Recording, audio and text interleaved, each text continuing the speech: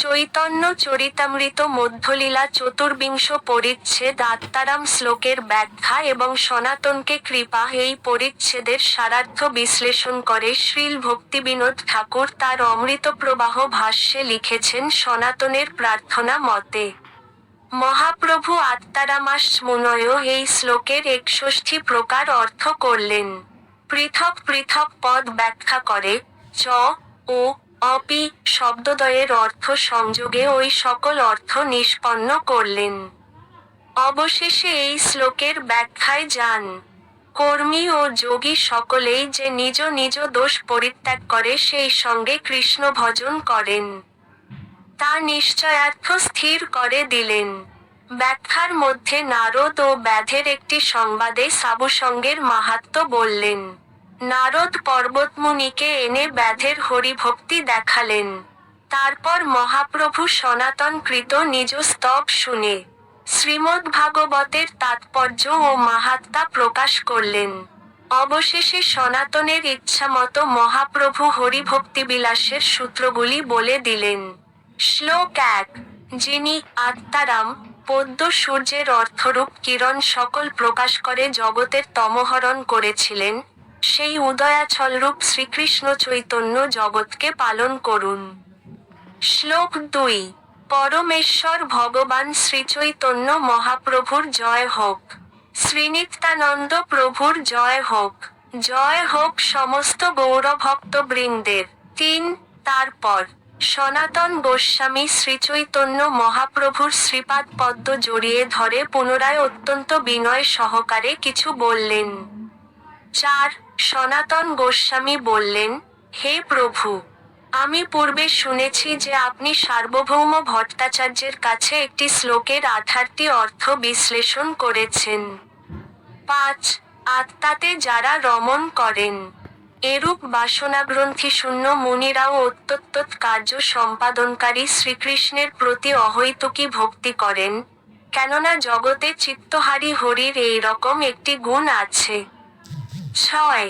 সেই আশ্চর্য কাহিনীটি আমি শুনেছি, তাই তা আবার আমি শুনতে উৎকণ্ঠিত। কৃপা করে আপনি যদি তা বলেন তাহলে আমার শ্রবণেন্দ্রিয় চরিতার্থ হবে। ৭। শ্রীচৈতন্য মহাপ্রভু তখন বললেন, আমি পাগল, আর সার্বভৌম আর এক পাগল। তাই সে আমার কথা সত্য বলে মনে করেছে। ৮। আমি যে কি প্রলাপ বলেছিলাম তা আমার মনে নেই, তবে তোমার সঙ্গ প্রভাবে যদি কিছু মনে পড়ে, তাহলে তা বিশ্লেষণ করব। ৯। সাধারণত আমি নিজে তার অর্থ বিশ্লেষণ করতে পারি না, কিন্তু তোমাদের সকলের সঙ্গ প্রভাবে কিছু অর্থ প্রকাশ হতেও পারে। ১০। এই শ্লোকে ১১টি স্পষ্ট পদ রয়েছে, কিন্তু পৃথকভাবে সেগুলি পাঠ করলে প্রতিটি পদের বিভিন্ন অর্থ উজ্জ্বলভাবে প্রকাশিত হয়। ১১। আত্মা শব্দে দেহ, মন, রুক্ষ, স্বভাব, ধৃতি, বুদ্ধি ও যত্ন বোঝায়। ১৩। যিনি এই ৭-এ রমণ করেন, রুক্ষ, দেহ, মন ইত্যাদি, তাকে বলা হয় আত্মারাম। পরে আমি আত্মারামগণের সংখ্যা গণনা করব। ১৪। সনাতন। প্রথমে মুনি আদি শব্দের অর্থ শ্রবণ কর। প্রথমে আমি পৃথক পৃথক অর্থ বিশ্লেষণ করব, তারপর সেগুলি একত্রে মিলিত করব। ১৫। মুনি শব্দের অর্থ মননশীল, মৌনী, তপস্বী, ব্রতী, সন্ন্যাসী এবং ঋষি। ১৬। নিগ্রন্থ শব্দের অর্থ অবিদ্যার বন্ধন থেকে মুক্ত, বিধিনিষেধ এবং বৈদিক শাস্ত্র জ্ঞানহীন। ১৭। নিগ্রন্থ শব্দের আরও অন্য অর্থ মূর্খ, নীচ, ম্লেচ্ছ এবং বৈদিক শাস্ত্রের প্রতি শ্রদ্ধাহীন। নিগ্রন্থ শব্দে ধনসঞ্চয়ী এবং নির্ধনও বোঝান হয়। ১৮। উপনিশ্চয়ে, ক্রমার্থে, নির্মাণে, নিষেধে ব্যবহৃত হতে পারে। গ্রন্থ শব্দ ধ্বনে, সন্দর্ভে, বর্ণ সংগ্রাথনে ব্যবহৃত হয়। ১৯। উরুক্রম শব্দের অর্থ যার ক্রম অত্যন্ত বড় এবং ক্রম শব্দের অর্থ পাদবিক্ষেপণ। ২০। ক্রম শব্দের আরও অন্য অর্থ শক্তি, কম্প, পরিপাটি, যুক্তি এবং শক্তির দ্বারা আক্রমণ। এইভাবে বামনদেব তার পাদবিক্ষেপণে ত্রিভুবনকে কম্পিত করেছিলেন। 21 কোন ব্যক্তি পৃথিবীর পরমাণুসমূহ গণনা করতে সক্ষম হলেও শ্রীবিষ্ণুর বীর্যসমূহ গণনা করতে পারে না? তিনি বামনরূপে তার অপ্রতিহত পদবিক্ষেপে ত্রিগুণময়ী প্রকৃতির মূল থেকে সত্যলোক পর্যন্ত কম্পিত করে ধারণ করেছিলেন। 22 বিভুরূপে পরমেশ্বর ভগবান সমগ্র সৃষ্টিতে পরিব্যাপ্ত। তার অচিন্ত শক্তির প্রভাবে তিনি এই জগৎকে ধারণ করছেন এবং পোষণ করছেন। তার মাধুর্য শক্তির দ্বারা তিনি গোলক বৃন্দাবনকে পালন করেন এবং তার ঐশ্বর্যের দ্বারা তিনি বৈকুণ্ঠলোক পালন করেন। 23 তিনি তার মায়াশক্তির দ্বারা ব্রহ্মাণ্ডাদি পরিপাটিরূপে সৃজন করেন। উরুক্রম শব্দের এই অর্থ।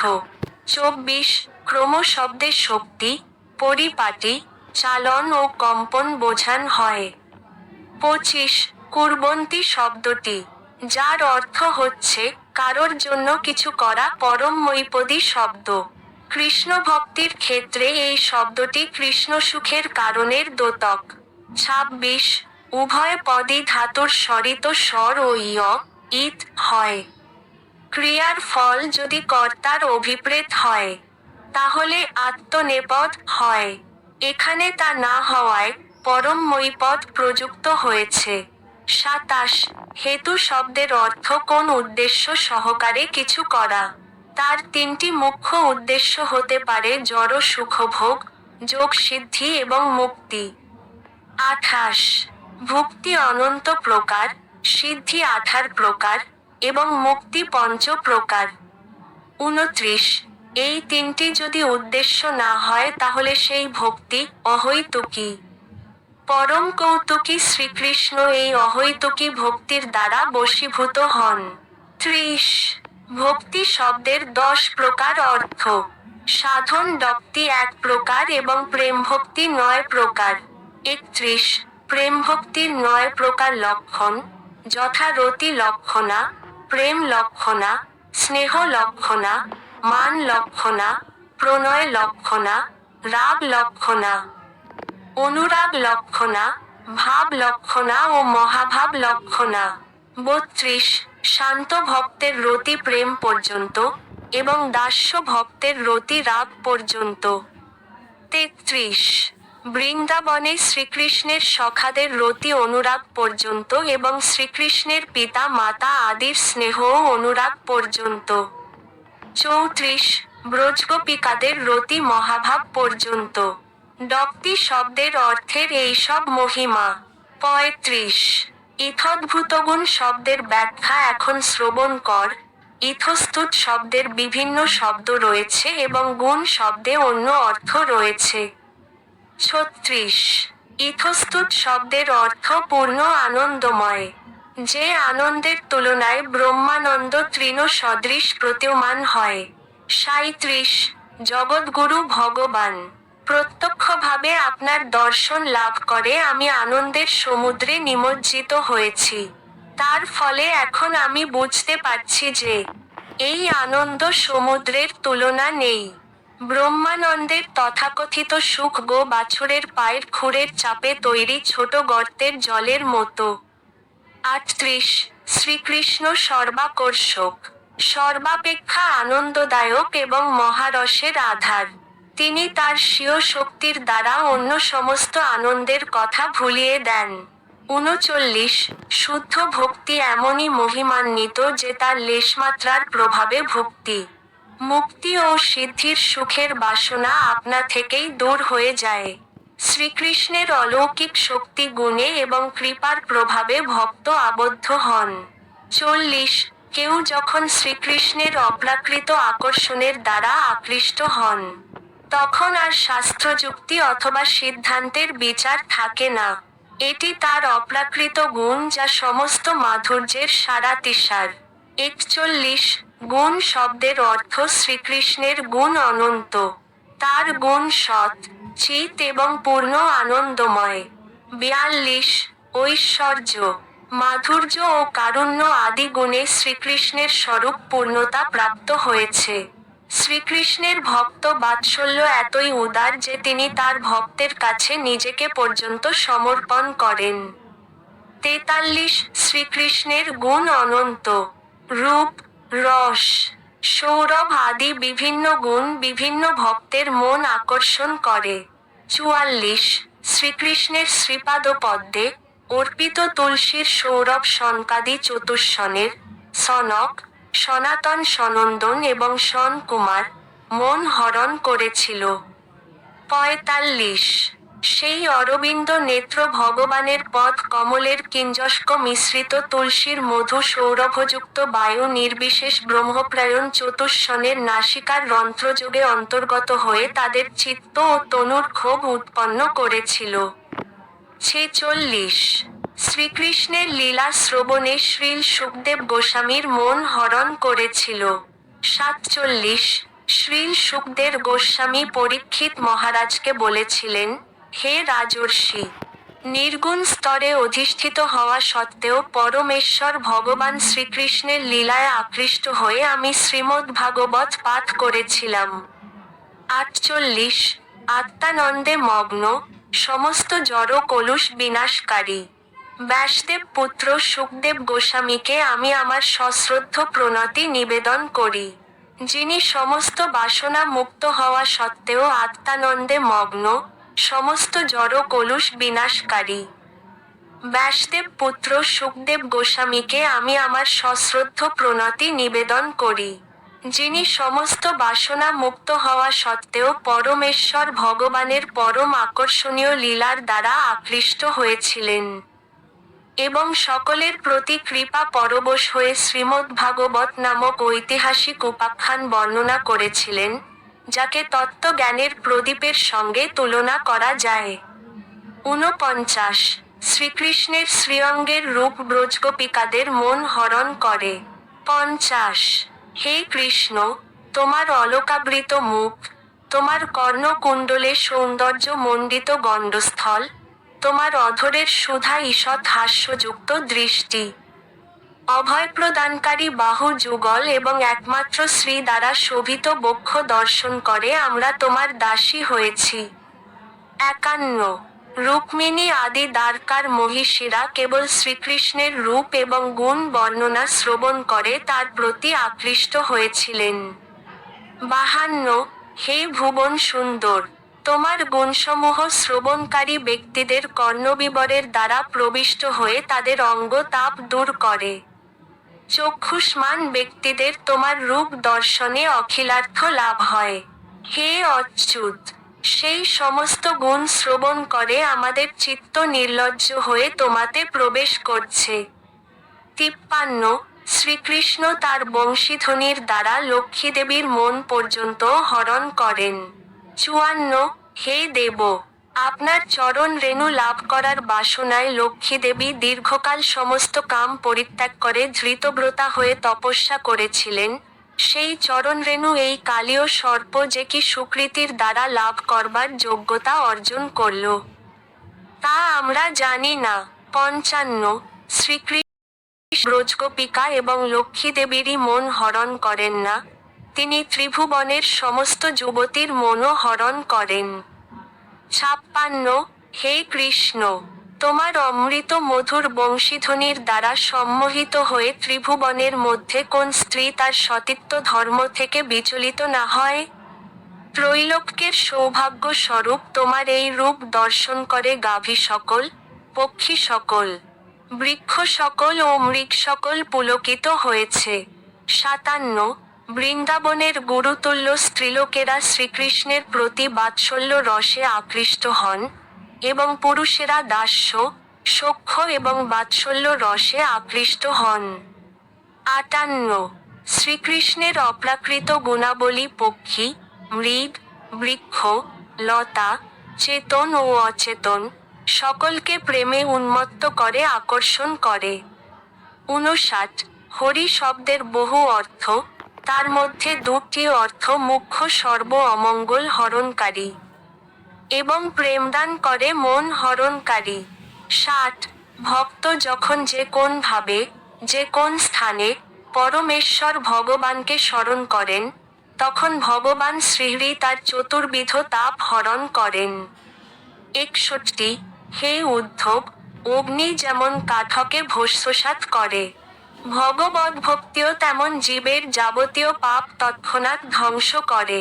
62 এইভাবে পরমেশ্বর ভগবানের কৃপায় যখন সমস্ত পাপ নাশ হয়, তখন ভগবদ্ভক্তির পথে সমস্ত প্রতিবন্ধক ধীরে ধীরে বিনষ্ট হয় এবং এই প্রতিবন্ধকজনিত সমস্ত অবিদ্যা নাশ হয়। তারপর শ্রবণ, কীর্তন আদি নবধা ভক্তির অনুশীলনের ফলে প্রেম প্রকাশিত হয়। 63 ভক্ত যখন সমস্ত জড় কলুষ থেকে মুক্ত হন, শ্রীকৃষ্ণ তখন তার নিজের গুণের দ্বারা সেই ভক্তের দেহ, ইন্দ্রিয় ও মন হরণ করেন। শ্রীকৃষ্ণ এমনই কৃপালু এবং এমনই তার গুণ। 64 ধর্ম, অর্থ, কাম এবং মোক্ষ এই চারটি পুরুষার্থ ছাড়ান বা ত্যাগ করান এবং তার গুণের দ্বারা সকলের মন হরণ করেন। হরি শব্দের এই দুটি মুখ্য অর্থ আমি বিশ্লেষণ করলাম। 65 চ এবং এবং অপি, যদিও শব্দ দুটি এই শ্লোকে যুক্ত হয়েছে, এই শ্লোকে যেই অর্থ লাগানো যায় সেই অর্থই হয়। 66 তবুও চ শব্দটি 7টি মুখ্য অর্থে বিশ্লেষণ করা যায়। 67 অন্যাচয়ে অর্থাৎ অনুগম্য সমূহার্থে, সমাহারে, অন্য অন্যার্থে, সমুচ্চয়ে, যত্নান্তরে, পাদপূরণে ও অবধারণে অর্থাৎ নিশ্চয়ার্থে চ শব্দের প্রয়োগ হয়। 68 অপি শব্দের 7টি মুখ্য অর্থ, যথা 69 অপি শব্দটি সম্ভাবনা, প্রশ্ন, সংখ্যা, গহা, সমষ্টি যুক্ত পদার্থ এবং অসংযত অর্থে ব্যবহৃত হয়। 70 এইভাবে আমি 11টি পদের অর্থ নির্ণয় করলাম। এখন আমি বিভিন্ন প্রয়োগ অনুসারে শ্লোকটির অর্থ বিশ্লেষণ করব। 71 রুক্ষ শব্দের অর্থ সর্ববৃহত্তম পরম তত্ত্ব, তার স্বরূপে এবং ঐশ্বর্যে কোন কিছুই তার সমতুল্য নয়। 72 আমি পরমতত্ত্ব পরম ব্রহ্মকে আমার সশ্রদ্ধ প্রণতি নিবেদন করি। তিনি সর্বব্যাপ্ত, অন্তহীনভাবে বর্ধনশীল অধিকারী এবং সকলের আত্মা। তিনি মহান যোগীদের চিন্তনীয়। 73 রুক্ষ শব্দের প্রকৃত অর্থ হচ্ছে স্বয়ং ভগবান, যিনি অদ্বিতীয় এবং যাকে ছাড়া অন্য আর কোন কিছুর অস্তিত্ব নেই। 74 যা অন্বয় জ্ঞান, অর্থাৎ এক এবং অদ্বিতীয় বাস্তব বস্তু, তত্ত্বজ্ঞ পণ্ডিতেরা তাকেই পরম তত্ত্ব বলেন। সেই তত্ত্ববস্তু রুক্ষ, পরমাত্মা ও ভগবান, এই তিন নামে অভিহিত হন। 75 সেই অন্বয় তত্ত্ব শ্রীকৃষ্ণ হচ্ছেন স্বয়ং ভগবান।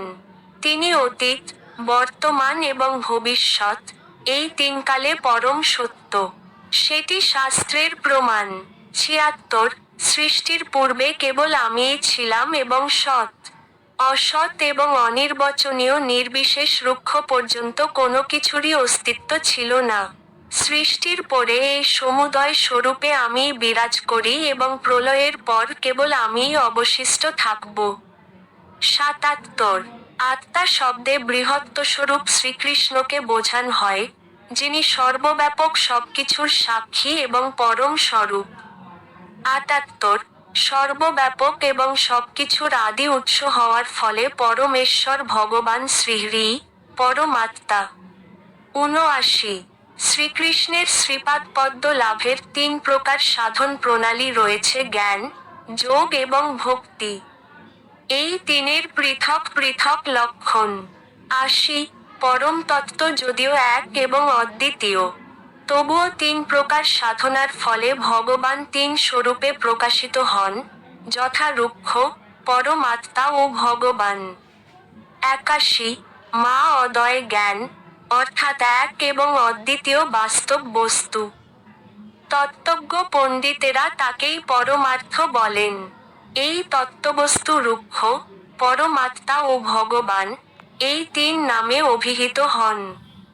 ৮২ রুক্ষ এবং আত্মা শব্দের দ্বারা যদিও শ্রীকৃষ্ণকে বোঝান হয়, কিন্তু সাধারণ অর্থে এই শব্দ দুটির দ্বারা যথাক্রমে নির্বিশেষ রুক্ষ এবং অন্তর্যামী পরমাত্মাকে বোঝান যায়। ৮৩ জ্ঞানমার্গে পরমতত্ত্ব নির্বিশেষ ব্রহ্মরূপে প্রকাশিত হন, এবং যোগমার্গে তিনি অন্তর্যামী রূপে প্রকাশিত হন। ৮৪ ভগবদ্ভক্তি দুই প্রকার, রাগভক্তি এবং বিধি ভক্তি। রাগানুগা ভক্তির দ্বারা স্বয়ং ভগবান শ্রীকৃষ্ণ প্রাপ্তি হয় এবং বৈধি ভক্তির দ্বারা তার প্রকাশ প্রাপ্তি হয়। ৮৫ রাগানুগা ভক্তির সিদ্ধিতে ব্রজে ব্রজেন্দ্রনন্দন শ্রীকৃষ্ণের সেবা লাভ হয়। ৮৬ পরমেশ্বর ভগবান, যশোদা পুত্র শ্রীকৃষ্ণ, রাগানুগা ভক্তি পরায়ণ ভক্তদের কাছেই সুলভ। মনোধর্মী জ্ঞানী, ব্রত ও তপস্যা পরায়ণ আত্মারামের কাছে তেমন সুলভ নন। ৮৭ বৈধি ভক্তির সিদ্ধিতে বৈকুণ্ঠে শ্রীনারায়ণের পার্যদত্ত লাভ হয়। ৮৮ পরম্পর কৃষ্ণ কথা বর্ণনা করার ফলে যারা অনুরাগজনিত বিকার অনুভব করেন, আনন্দাশ্রু বর্ষণ করেন এবং পুলকিতাঙ্গ হন, তারা অষ্টাঙ্গাযোগের যম, নিয়ম ইত্যাদি দূরে নিক্ষেপ করে শ্রীকৃষ্ণের প্রেমময়ী ভক্তি সম্পাদন করেন। তারা সর্বপ্রকার দিব্য গুণাবলীতে বিভূষিত, এবং তারা আমাদের উপরিভাগে বৈকুণ্ঠলোকে উন্নীত হন। ৮৯ সেই উপাসকেরা তিন প্রকার, অকাম, নিষ্কাম, মোক্ষকাম, মুক্তিকামী এবং সর্বকাম, সর্বপ্রকার জড় সিদ্ধির অভিলাষী। ৯০ সর্বপ্রকার কামনাযুক্ত হন অথবা সম্পূর্ণ নিষ্কাম হন, অথবা মুক্তিকামীই হন, উদার বুদ্ধি হওয়া মাত্র মানুষ তীব্র শুদ্ধ ভক্তিযোগে পরম পুরুষ শ্রীকৃষ্ণের আরাধনা করবেন। ৯১ উপাসক যদি উদারধী অর্থাৎ বুদ্ধিমান ও বিচারজ্ঞ হন, তাহলে কামনা বাসনা সত্ত্বেও তিনি শ্রীকৃষ্ণের ভজন করেন। ৯২ ভক্তি বিনা কোন সাধনাই ফলপ্রসূ হয় না, কিন্তু ভক্তি এতই প্রবল এবং স্বতন্ত্র যে তা সমস্ত ঈপ্সিত ফল প্রদানে সক্ষম। ৯৩ ভক্তি ব্যতীত অন্যান্য সাধনা অজাগর স্তনের মতো, তাই বুদ্ধিমান ব্যক্তিরা অন্যান্য সমস্ত পন্থা পরিত্যাগ করে ভগবানের ভজনা করেন। ৯৪ হে ভরতর্ষভ, অর্জুন, আর্য, জিজ্ঞাসু, অর্থার্থী ও জ্ঞানী, এই চার প্রকার সুকৃতি সম্পন্ন ব্যক্তি আমাকে ভজন করেন। ৯৫ আর্য এবং অর্থার্থী এই দুজন সকাম ভক্ত, আর জিজ্ঞাসু ও জ্ঞানী এই দুইজন মোক্ষকামী ভক্ত। ৯৬ এই চার প্রকার সুকৃতিমান মহাভাগ্যবান, তারা তাদের কাম পরিত্যাগ করে ধীরে ধীরে শুদ্ধ ভক্তে পরিণত হন। ৯৭ সদ্গুরুর কৃপায় অথবা শ্রীকৃষ্ণের কৃপায় জীব সর্বপ্রকার জড় কামনা বাসনা এবং অবাঞ্ছিত ব্যক্তিদের সঙ্গ পরিত্যাগ করে শুদ্ধ ভক্তি লাভ করেন। ৯৮ সৎসঙ্গের প্রভাবে অসৎসঙ্গ পরিত্যাগ করে পণ্ডিত ব্যক্তিরা কেবলমাত্র একবার পরমেশ্বর ভগবানের রুচিকর যশ শ্রবণ করে, আর তার কীর্তন পরিত্যাগ করতে পারে না। ৯৮ ছলনা বিশিষ্ট আত্মবঞ্চকী, দুঃসঙ্গ, কৃষ্ণকাম ও কৃষ্ণভক্তি কামনা ব্যতীত অপর সমস্ত কামই দুঃসঙ্গ। ১০০ জড় বাসনাযুক্ত সবরকমের ধর্ম সম্পূর্ণভাবে বর্জন করে এই ভাগবত পুরাণ পরম সত্যকে প্রকাশ করেছে, যা কেবল সর্বতোভাবে নির্মৎসর ভক্তরাই হৃদয়ঙ্গম করতে পারেন। পরম সত্য হচ্ছেন পরম মঙ্গলময় বাস্তব বস্তু। সেই সত্যকে জানতে পারলে ত্রিতাপ দুঃখ সমূলে উৎপাটিত হয়। মহামুনি বেদব্যাস উপলব্ধির পরিপক্ক অবস্থা এই শ্রীমদ্ভাগবত রচনা করেছেন। এবং ভগবতত্ত্বজ্ঞান হৃদয়ঙ্গম করতে এই গ্রন্থটিই যথেষ্ট। সুতরাং অন্য কোনো শাস্ত্রগ্রন্থের আর কি প্রয়োজন? কেউ যখন শ্রদ্ধাবন্ত চিত্তে এবং একাগ্রতা সহকারে এই ভাগবতের বাণী শ্রবণ করেন, তখন তার হৃদয়ে ভগবত-তত্ত্বজ্ঞান প্রকাশিত হয়। 101-102 প্রচ্ছিদ শব্দে প্র উপসর্গটি মুক্তির বাসনা বা পরমেশ্বর ভগবানের সঙ্গে এক হয়ে যাওয়ার বাসনা বোঝায়। এই ধরনের বাসনা প্রতারণা করার অভিপ্রায় প্রসূত। শ্রীধর স্বামী এই শ্লোকে বিশ্লেষণ করে বলেছেন যে, পরম দয়াময় ভগবান সকাম ভক্তকে অজ্ঞ জেনে তার শ্রীপাদপদ্মের আশ্রয় দান করে সেই অবৈধ বাসনা থেকে তাকে মুক্ত করেন। 103 কেউ যখন শ্রীকৃষ্ণের কাছে প্রার্থনা করে, তখন শ্রীকৃষ্ণ তার সেই প্রার্থনা পূর্ণ করেন। সে কথা সত্য, কিন্তু যা থেকে পুনঃ পুনঃ প্রার্থনার উদয় হয়, সেই প্রকার বস্তু তিনি দান করেন না। অন্য কামনাযুক্ত হয়ে কেউ যখন শ্রীকৃষ্ণের ভজনা করেন, কৃষ্ণ স্বয়ংই তাদের অন্য কামনা শান্তিকারী তার শ্রীপাদপদ্মের আশ্রয় দান করেন। 104 ভগবদ্ভক্ত সঙ্গ, শ্রীকৃষ্ণের কৃপা এবং ভগবদ্ ভক্তির স্বভাব ধীরে ধীরে সমস্ত অসৎ প্রভাব থেকে মুক্ত করে শ্রীকৃষ্ণের ভাব উৎপন্ন করে। 105 ক্রমে ক্রমে আমি এই শ্লোকের যথাযথ অর্থ ব্যাখ্যা করব, ততই কৃষ্ণন্দন আস্বাদনের কারণ জানা যাবে। 106 শ্লোকের ব্যাখ্যা করার জন্য আমি এই আভাস দিলাম, এখন আমি শ্লোকের মূল অর্থ প্রকাশ করব। 107 জ্ঞানমার্গে দুই প্রকার উপাসক, ব্রহ্মের উপাসক এবং মোক্ষ লাভের আকাঙ্ক্ষী। 108 রুক্ষ উপাসকদের তিনটি অবস্থা সাধক, ব্রহ্মময় এবং ব্রহ্মলয় প্রাপ্ত অর্থাৎ ব্রহ্মভূত।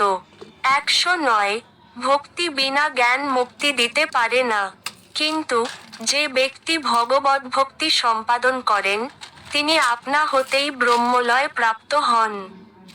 110 ভক্তির স্বভাব জীবকে রুক্ষ থেকে আকর্ষণ করে দিব্য দেহ দিয়ে কৃষ্ণের ডজন করাই।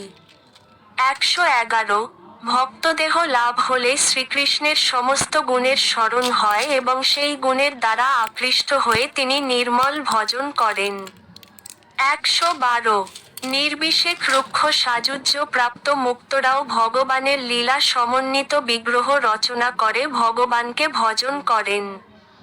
113 শুকদেব গোস্বামী এবং সনকাদি চতুষ্ষণ যদিও জন্ম থেকেই ব্রহ্মময় ছিলেন, কিন্তু তবুও তারা শ্রীকৃষ্ণের গুণের দ্বারা আকৃষ্ট হয়ে শ্রীকৃষ্ণের ভজন করেছিলেন। 114 সনকাদি চতুষ্ষণ শ্রীকৃষ্ণের শ্রীপাদপদ্মের অর্পিত ফুল ও তুলসীর সৌরভে আকৃষ্ট হয়েছিলেন। এইভাবে শ্রীকৃষ্ণের অপ্রাকৃত গুণের দ্বারা আকৃষ্ট হয়ে তারা নির্মল ভজন করেছিলেন। 115 সেই অরবিন্দ নেত্র ভগবানের পদকমলে কিঞ্জল মিশ্রিত তুলসীর মধু সৌরভযুক্ত বায়ু নির্বিশেষ রুক্ষ পরায়ণ চতুষ্ষণের নাসিকার রন্ধ্রযোগে অন্তর্গত হয়ে তাদের চিত্ত ও তনুর ক্ষোভ উৎপন্ন করেছিল। 116 ব্যাসদেবের কৃপায় শুকদেব গোস্বামী শ্রীকৃষ্ণের লীলার দ্বারা আকৃষ্ট হয়েছিলেন।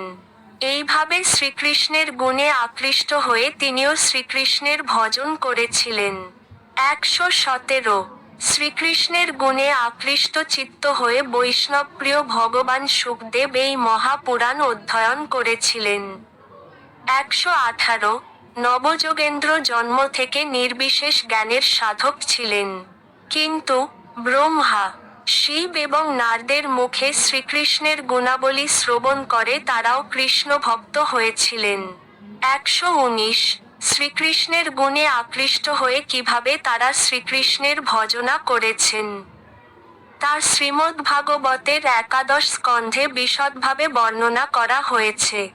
120 ব্রহ্মার ক্লেশশূন্য গোষ্ঠীতে প্রবেশ করে নবযোগেন্দ্র উপনিষদ শ্রবণ করে বেদজ্ঞ ও পুলকাঙ্গ হয়ে যদুপুরী দ্বারকায় যাওয়ার জন্য রঙ্গক্ষেত্র প্রাপ্ত হয়েছিলেন।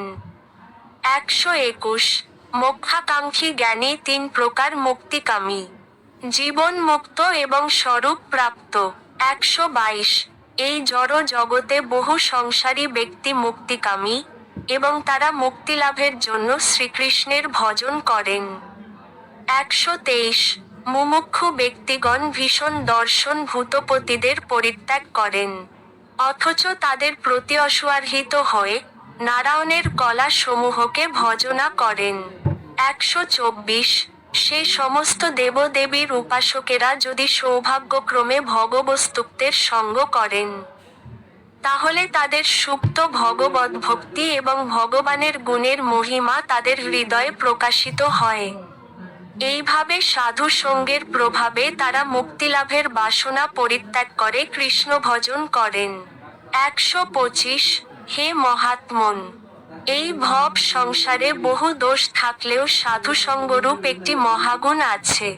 সেই এক সুখাবহ গুণের দ্বারা অদ্য আমাদের মুক্তি বাঞ্ছা দুর্বল হয়ে পড়ল। 126 নারদমুনির সঙ্গ প্রভাবে শৌনকাদি ঋষিগণ মুক্তির বাসনা পরিত্যাগ করে কৃষ্ণ ভক্তে পরিণত হয়েছিলেন।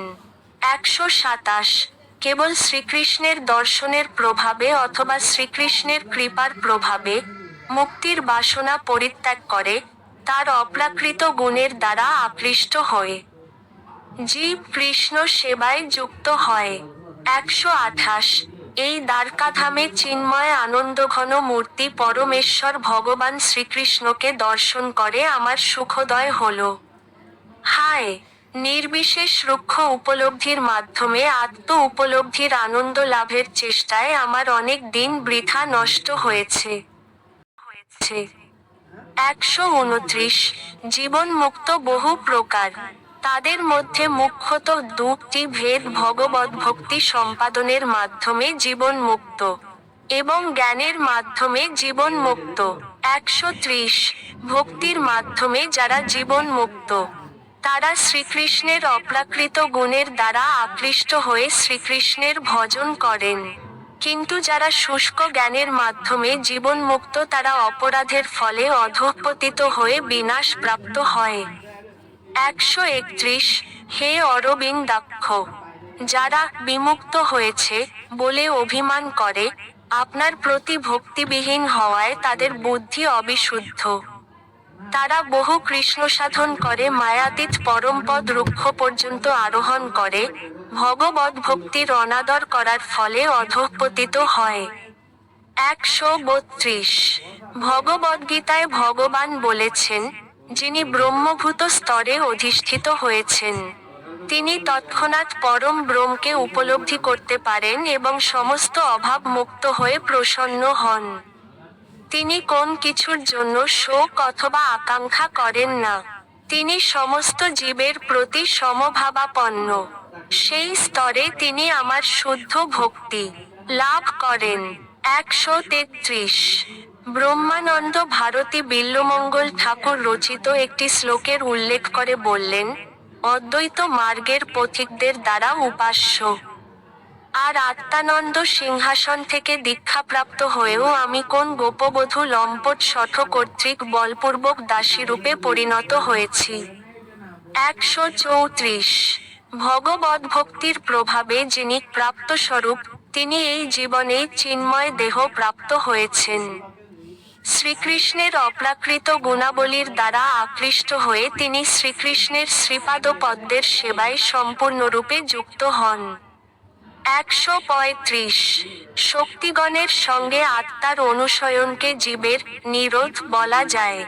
অন্য প্রকার রূপ পরিত্যাগ করে স্বরূপে অবস্থান করার নামই মুক্তি।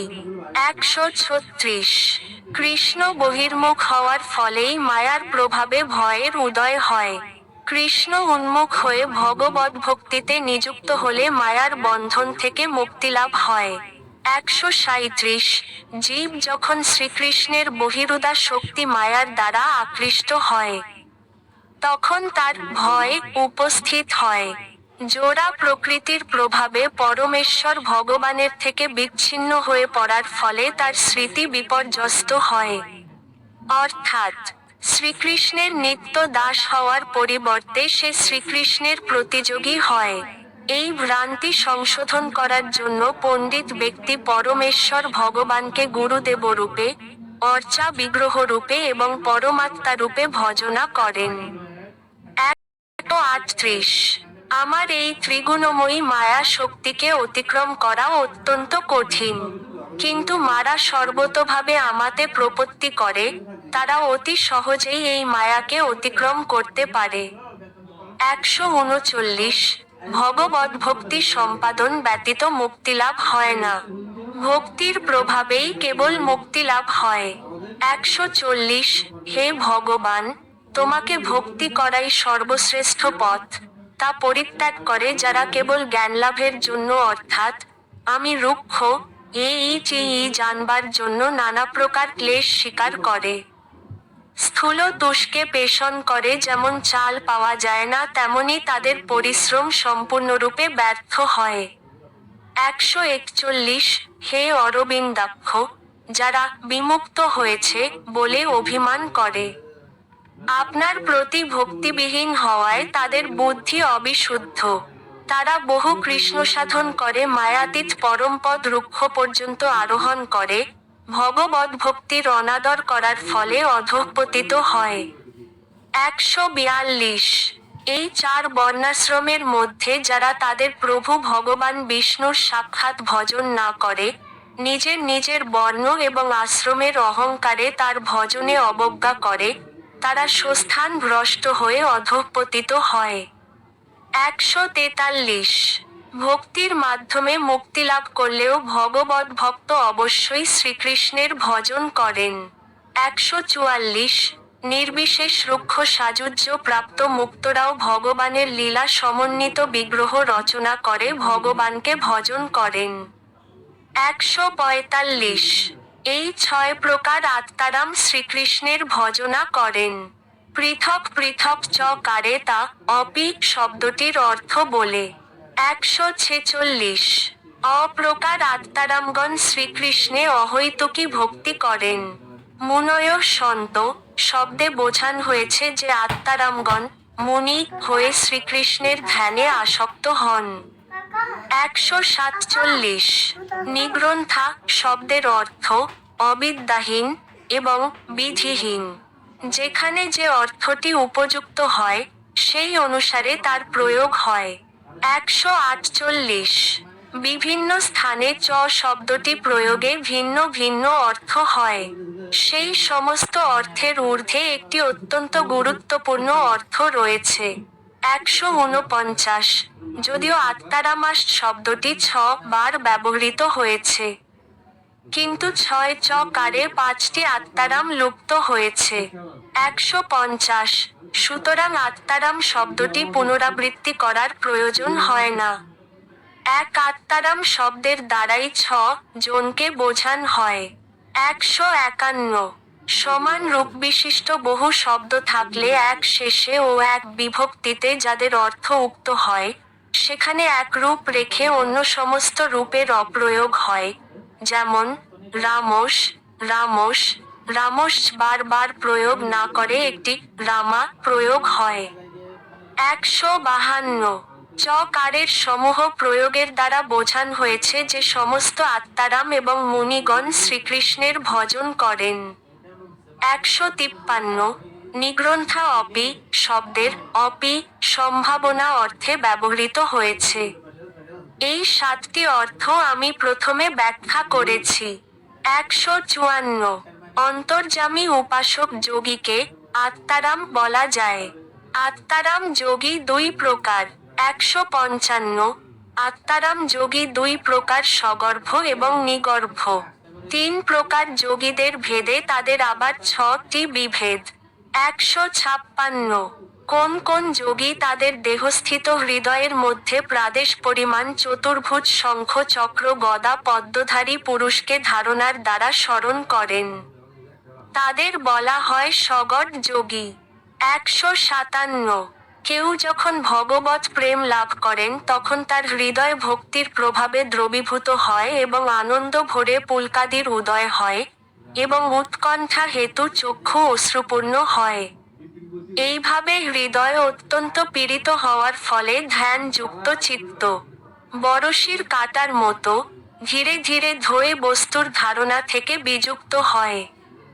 158 যোগারুরুক্ষ যোগারুর এবং প্রাপ্ত সিদ্ধি যোগের এই তিনটি অবস্থা ভেদে যোগী 6 প্রকার।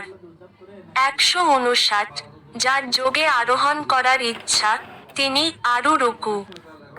সেই আরুরুক্ষ মুনির যম, নিয়ম, আসন ও প্রাণায়ামরূপ কর্মই কারণ।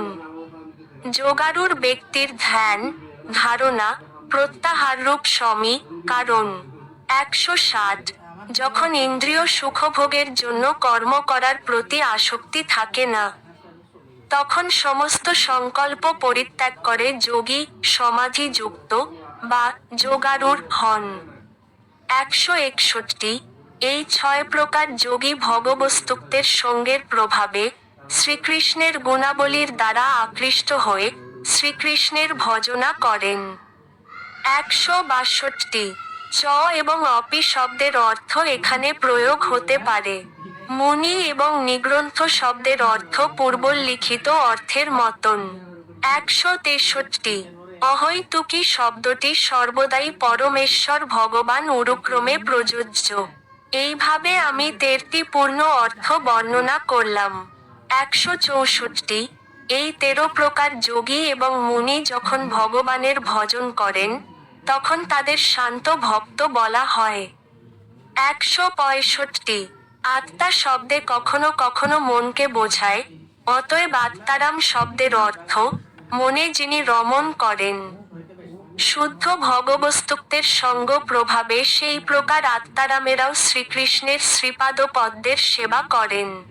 166 যারা কর্মযোগে উদর অর্থাৎ মণিপুরস্থ ব্রহ্মের উপাসনা করেন, তাদের বলা হয় শার্করাক্ষ বা কুপদ্রিক, অর্থাৎ স্থূল দেহায় বুদ্ধি সম্পন্ন। আরুণ আদি ঋষিগণ সম্প্রদায়ভুক্ত ঋষিগণ নারীসমূহের প্রসরণ স্থান হৃদয় আকাশে সূক্ষ্ম ব্রহ্মের উপাসনা করেন। হে অনন্ত, তার থেকে উৎকৃষ্ট শিরোগত অর্থাৎ মূলাধার থেকে আরম্ভ করে হৃদয়ের মধ্য থেকে মস্তক পর্যন্ত ব্রহ্মরন্ধ্র পর্যন্ত প্রত্যুৎগত সহস্রদল পদ্মস্বরূপ তোমার উপলব্ধিক্ষেত্র সুষুম্না নামক পরম শ্রেষ্ঠ জ্যোতির্ময় ধামে আরোহণ করে যোগীরা আর জন্ম মৃত্যুর আবর্তে পতিত হন না। 167 এই প্রকার যোগীরা শ্রীকৃষ্ণের গুণের দ্বারা আকৃষ্ট হয়ে মহামুনিতে পরিণত হন। তখন তারা যৌগিক প্রক্রিয়ার দ্বারা প্রতিহত না হয়ে ভগবানে অহৈতুকী ভক্তি করে নন। 168 আত্মা শব্দের আর একটি অর্থ যত্ন। শ্রীকৃষ্ণের অপ্রাকৃত গুণের দ্বারা আকৃষ্ট হয়ে মুনিরাও যত্ন করে শ্রীকৃষ্ণের ভজনা করেন।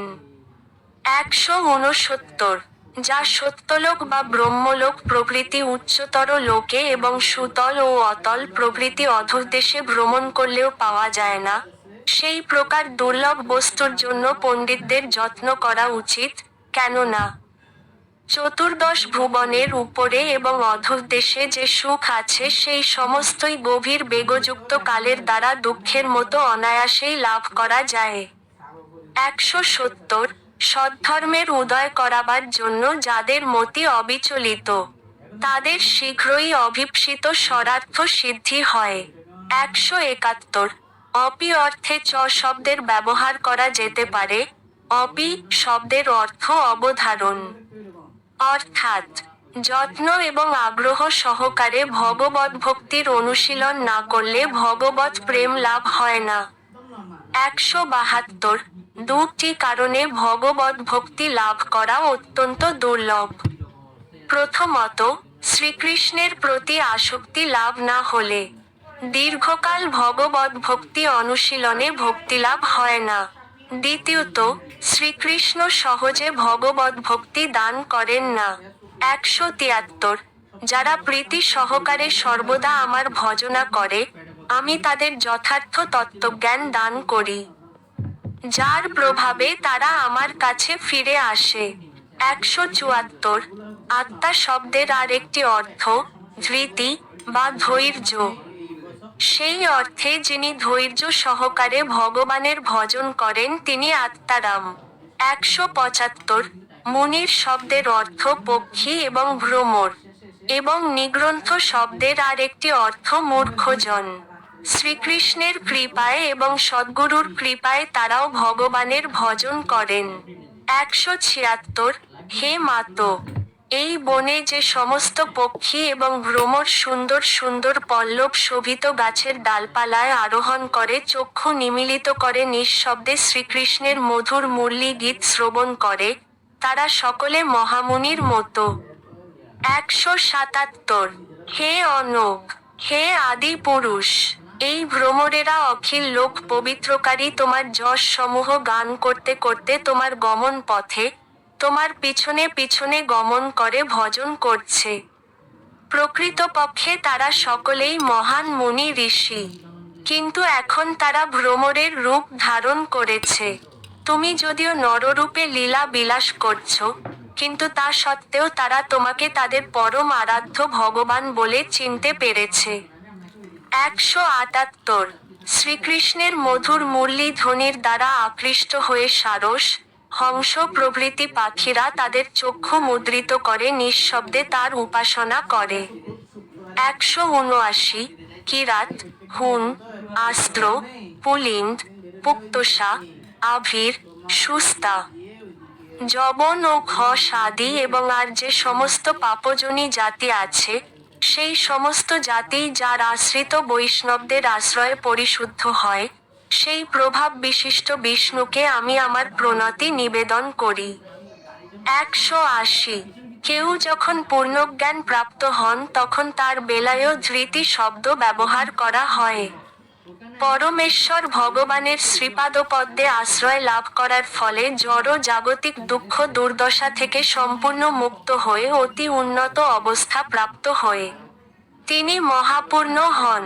181 পরমেশ্বর ভগবান সম্বন্ধে উত্তম জ্ঞান লাভের ফলে দুঃখ নিবৃত্তি এবং পূর্ণতার অনুভূতিকে ধৃতি বলে। ইন্দিত বস্তুর অপ্রাপ্তিতে এবং প্রাপ্ত বস্তুর হানিতে যে শোক হয়, তা এই পূর্ণতাকে প্রভাবিত করতে পারে না।